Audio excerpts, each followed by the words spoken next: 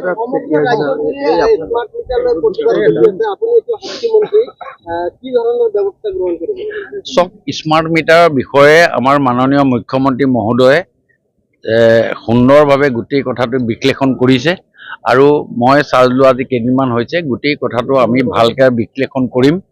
এই smart meter যিটো কৈছে এইটো স্মাৰ্ট মিটাৰ নহয়, এইটো এটা সেনচিটিভ মিটাৰ। আপোনালোকে এটা কথা খুব প্ৰেক্টিকেলি মন কৰক, আপুনি ৰিম'ট কণ্ট্ৰলত আপোনাৰ ঘৰৰ টিভিটোৰ ছুইচটো অফ কৰে, কিন্তু তলৰ যিটো মেইন ছুইচ সেই ছুইচটো অফ নকৰে। নকৰাৰ কাৰণেও এই ভিতৰত কাৰেণ্টটো ৰিভলিউশ্যন হৈ থাকে আৰু সেনচিটিভ মিটাৰে সেইবিলাক বস্তু কেচ কৰে। আগতে সেইবিলাক মিটাৰে সেইবিলাক বস্তু কেচ কৰা নাছিলে। এতিয়া যি কি নহওক, এই গোটেই কথাটোৰ ওপৰত মই আজি টিপ্পনী কৰিব খোজা নাই, কাৰণ মাননীয় মুখ্যমন্ত্ৰী মহোদয়ে এইটো বিষয় লৈ খুব গভীৰভাৱে চিন্তাও কৰিছে আৰু গভীৰভাৱে তেখেতে এইটোৰ ওপৰত বক্তব্য ৰাখিছে।